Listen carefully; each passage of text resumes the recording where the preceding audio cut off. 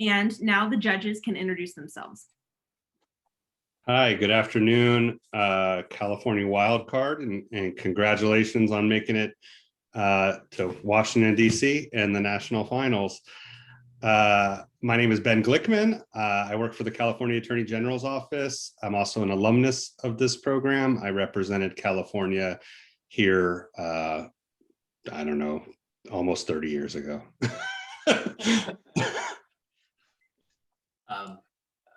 Good afternoon, guys. My name is Ali Khan. I am an attorney in Chicago. Like Ben, I too am an alum of the program, representing Illinois and nationals back in 1998. Good afternoon. I'm Dan Taubman. I'm a senior judge on the Colorado Court of Appeals in Denver, Colorado. Unlike my colleagues, I am not an alumnus of the program, but I have been involved with We the People for many years. So congratulations. We look forward to your presentation. If you could introduce yourselves and your teacher, please. Sure. Good afternoon. We are Foothill High School's Unit 3 representing the state of California. My name is Lexi Barrera. My name is Emily Zhang. And my name is Helen Hahn. We'd like to thank the judges, the audience, and the timekeeper for being here today. And we'd like to introduce our coaches, Mr. McBride, Mr. Denimore, and Mr. Constantellos. Great. Your question this afternoon is number 1. I do not think the United States would come to an end if we lost our power to declare an act of Congress void. I do think the Union would be imperiled if we could not make that declaration as to the laws of the several states. What impact has judicial review had on federalism? Is judicial review a counter-majoritarian practice? Please support your position. What limits, if any, would you place on the practice of judicial review?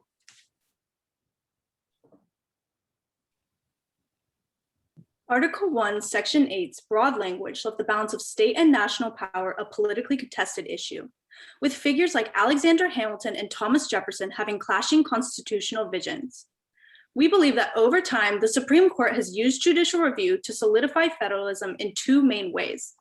First, granting national supremacy in select fields, and second, affirming that the national government has the responsibility to protect individuals from states. As early as McCulloch v. Maryland, 1819, the court has asserted that there are circumstances where the states have little to no leverage or power relative to the national government. This happens in applications of preemption, which restricts states' power by having the national government occupy the field in instances such as immigration and currency. While preemption mostly cements federal supremacy, it also carves out areas of broad state authority. Additionally, judicial review is essential to protecting individuals from abusive state governments. Selective incorporation through the 14th Amendment's Due Process Clause has been the main avenue of increasing federal supremacy by applying the Bill of Rights to the states on a case-by-case basis. For example, the 1963 case Gideon v. Wainwright recognized the 6th Amendment's right to public defense. Through the doctrines of preemption and incorporation, judicial review has solidified the power of the federal government.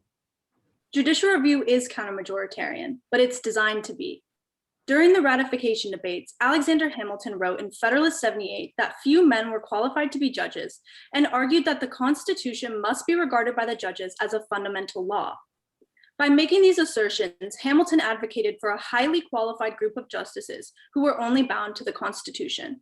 Alexander Bickel defines the counter-majoritarian difficulty as a struggle of an unelected court striking down laws passed by elected legislatures. Sometimes counter-majoritarianism can be used to protect racial and ethnic minorities. For example, in Loving v. Virginia in 1967, the court ruled that racial classifications call for the most rigid scrutiny, even if there is popular support for discrimination. While judicial review may be counter-majoritarian because it overturns a legislative act, it does not necessarily go against the people's will. For example, striking down unfair election laws passed by state legislatures has empowered the majority in cases like Reynolds v. Sims, 1964, which established the one-person, one-vote doctrine. However, the court has often neglected the will of the majority in cases such as Lochner v. New York, 1905, and Citizens United v. FEC, 2010. These monumental decisions had harmful ramifications, as the court put the interests of small elite groups before those of most Americans. This counter-majoritarian difficulty has led some scholars to propose limits on the practice of judicial review. For example, UNLV law professor David Orentlicher suggests a supermajority 7-2 decision in the Supreme Court to overturn state laws. However, this proposal diminishes judicial power and would not resolve the problem of split circuit court decisions. Rather, our unit argues that there are already sufficient limitations on judicial review between the court's self-imposed checks, appointment of justices, and limiting the court's appellate jurisdiction. In fact, the most vital checks are those the court imposes on itself, including the rule of 4, rational basis testing, justiciability, and the political questions doctrine. However, this is only viable with the justices' willingness to abide by their own limitations. When the justices excessively use their power, checks from the other branches can pressure the court into limiting itself. For example, President Roosevelt created an issue out of the court's hostility to the New Deal through harsh rhetoric and the threat of court packing. These actions pressured justices, previously against the New Deal, to uphold the Social Security Act. Ideally, there should be just enough external pressure to encourage the court to limit itself. Thank you. Thanks very much. I wanted to turn back to the counter-majoritarian difficulty. So does the fact that judicial review is counter-majoritarian, does that make it anti-democratic? It doesn't necessarily make it anti-democratic because justices are appointed by the president, who is democratically elected, and it's also, the justices are also confirmed by the Senate, who are also democratically elected. Therefore, the practice is not inherently undemocratic. Furthermore, we see that a lot of the laws that judicial review is trying to strike down on is when states are being abusive. Therefore, they are trying to do things in the view of democracy. So it's not necessarily seen as undemocratic. In terms of the Supreme Court, what is your stance on term limits for the justices? Do you support them? Why or why not? We support the idea of term limits for Supreme Court justices, especially the idea proposed by Northwestern law professor Stephen G. Calabrese, in which justices would have 18-year term limits, which would give the justices a way to have some semblance of a longer term and perhaps not expose them to such democratic whims that would come if we had elections for them as early as such as senators or representatives. And also this would allow some of the depolitization to happen from the court, because the appointment processes would happen in non-election years. So in year 1 or 3 of the president's term. Therefore, it wouldn't be an issue of getting elected for the midterms for representatives or for just the 4-year round of the president's reelection. Additionally, this term limit makes sense because people and Supreme Court justices live much longer on average than they do back then. And so this would be a more proportional way because the founders didn't intend for them to serve such long terms. Additionally, this would allow for encouraging more qualified justices rather than trying to get them on the court as early as possible, even though they may not be qualified enough. How do we know that the founders didn't want or didn't anticipate that judges would serve for a long time? Because the Constitution doesn't provide any term limits, as we've been discussing. And at the same time, some people say that not having term limits promotes judicial independence. So what are your thoughts about that?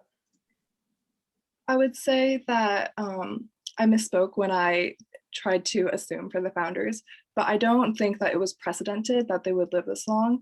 And additionally, there are cases where they didn't intend for them to, there was a lot more stringent regulations because education was more sparse and not accessible to the majority.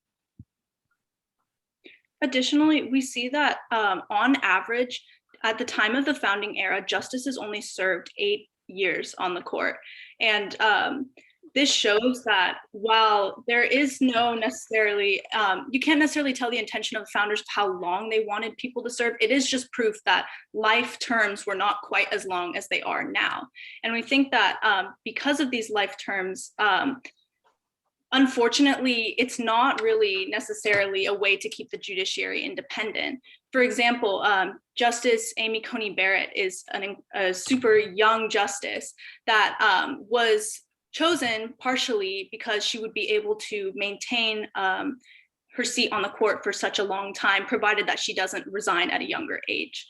And so we see that because of that, it doesn't necessarily remove the judiciary from the whims of democracy. It could possibly cement it more into the court.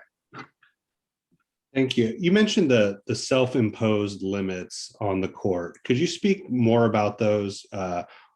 Which do you think are the most effective?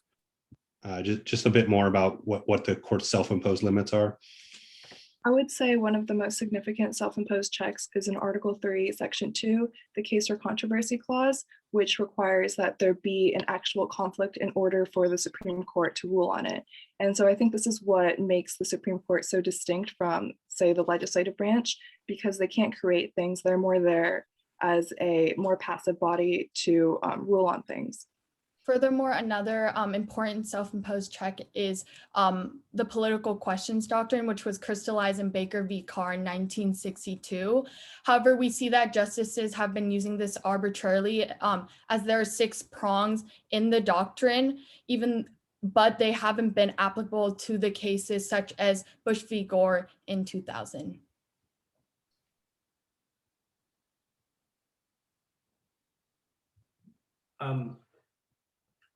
How would you guys feel about an expansion of the Supreme Court? I am personally not in favor of an expansion of the Supreme Court because I think that it could be obviously wielded as a partisan weapon. While today, currently, our Supreme Court does veer very strongly to the right, I don't believe that packing it right now would be a good idea because it would set a really bad precedent and worrying precedent for the future and further make the Supreme Court more inefficient. But you're worried about it enhanced, exacerbating partisanship, but you're acknowledging it's currently viewed by some, at least, as a partisan body, correct? Yes. So then why is that a problem if it's already partisan? If it's already partisan, expanding it could be used as a weapon. And in future years, let's say it shifts. Currently, we have a more liberal government, relatively, and in the future, if we have more conservatives in power and they decide to pack the court even more, that could create a really dangerous precedent where you're just shifting side to side and the court grows humongous. I disagree with my unit mate because as the Constitution doesn't list anything about how many justices should be on the court. I believe that we should pack the courts as it would maintain stability for a longer period of time. If there's more justices, then we could try to make the political parties on the court more, equal. A quick question. You said that Justice Barrett might serve for a long time on the court. To what extent do you think justices can or have changed their views once they've been appointed to the Supreme Court? Justices have definitely changed their views once they became on the Supreme Court. A good example would be Chief Justice Earl Warren, because he was originally appointed as somebody that the president thought would be a conservative pick, or at least a more conservative leaning pick, when in reality he turned out to be one of the most liberal chief justices to date. However, we see that a lot of justices have maintained their ideologies. For example, Justice Thomas or Justice Ruth Bader Ginsburg throughout their time on the court. So this is only an outlier, as we see. That being said, Justice Ruth Bader Ginsburg was also very close friends with Justice Antonin Scalia, who was, and they were on pretty opposite ends of the aisle. And the time that you're not, the time signs up. Oh, so I'm sorry. I don't have it completely full. Oh. Or I have a little bar. I'm sorry. Thank you. Sorry. Thank you. All right. Nice job. Round of applause for the students. And now the judges have their feedback.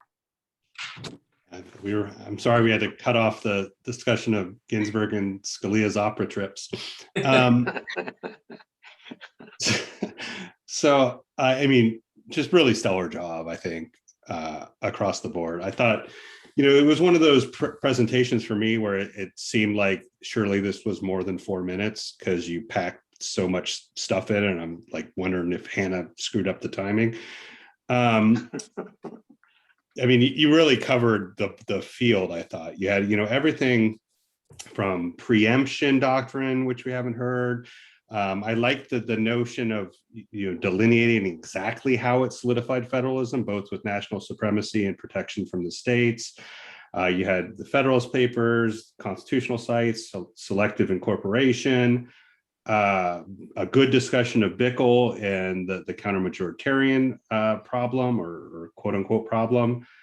So I you really just covered the ground, which I thought was really well done. And on our questions, you didn't seem surprised by any.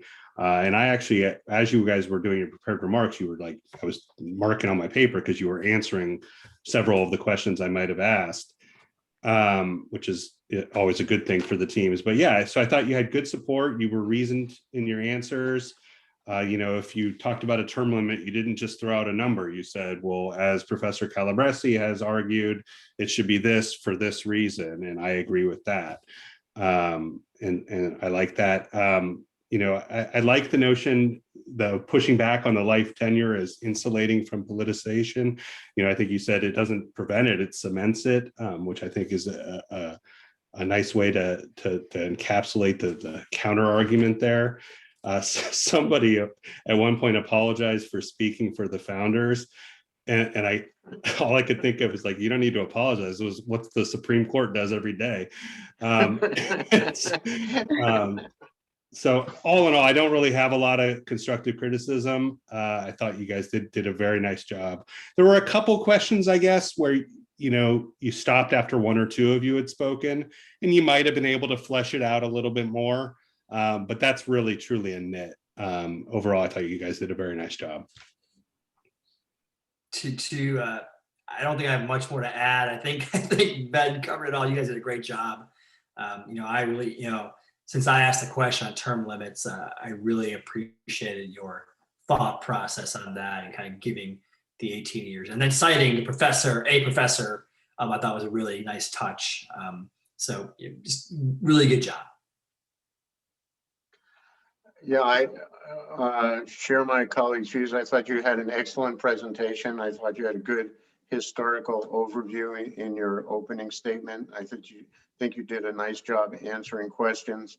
The fact that you attributed to the founders a belief that people wouldn't serve for a long time is a minor, relatively minor point. I'm glad that when you're asked about the political question doctrine, you didn't just mention the doctrine, but you cited both a case supporting it, Baker v. Carr, and then the Gore v. Bush case where it wasn't applied. And of course, there are tons of other cases where the Supreme Court hasn't blinked and thought anything about applying the political question doctrine. When you were talking about justices changing their views, Justice Warren was a good example. You might have also mentioned Justice Stevens or Justice Souter, who were appointed by Republican judges and became more moderate or liberal over time. And so overall, I think you did a really nice job. You should be pleased with your presentation this afternoon. Thank you so much.